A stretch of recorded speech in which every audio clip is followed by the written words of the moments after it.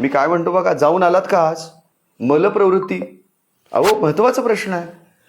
मल म्हणजे काय? शरीरामधले दोष जे आहेत ते बाहेर पडणं, ही क्रिया जी आहे ज्या गोष्टींमधनं घडते दॅट इज मल. मल, लघवी, मलप्रवृत्ती म्हणजे संडास, घाम, ह्या गोष्टी शरीरामधनं बाहेर जाणं, ही क्रिया घडायला पाहिजे. घाम शेवटचा कधी आला होता असं म्हटलं तर नाही हो सर, मला एक 4-5 वर्षात घाम नाही आला.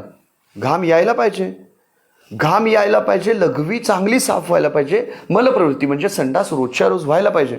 आणि ह्या प्रश्नाचं उत्तर तुमचं नाही असं असेल तर मग शरीरामध्ये गडबड आहे, लक्षात घ्या.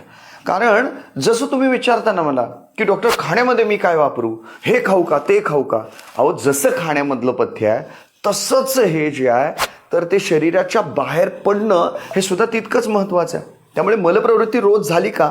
यस, माझी मलप्रवृत्ती रोज होते का हा प्रश्न स्वतःला विचारा. लघवी रोज होते का? यस, मला लघवी चांगली साफ होते. आणि हे होतंय हे उत्तर असेल तर यस, तुमचं शरीर बरं आहे, तुमचं शरीर बेटर आहे. मला 2 दिवसातून 3 दिवसातून मलप्रवृत्ती होत नाही असं जर तुम्ही म्हणत असाल तर तुमच्या शरीराची गडबड जी आहे ती बरी केलीच पाहिजे. त्यामुळे जवळच्या वैद्याचा सल्ला नक्की घ्या, पण संडास आणि लघवी नेहमी साफ साफ आणि साफच झालं पाहिजे.